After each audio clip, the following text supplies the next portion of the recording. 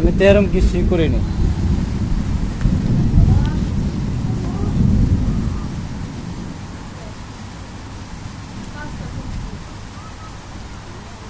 দুইটা মশায় কামড় দিছে, লেগে এরকম করছে।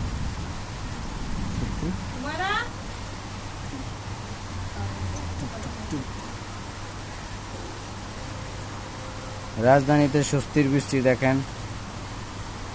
কালকে 2 দিন ধরে অনেক গরম পড়ছে। গরম পড়ার পরপরই আল্লাহ পাক রহমতের বৃষ্টি দেওয়া ঠান্ডা করে দিয়েছেন।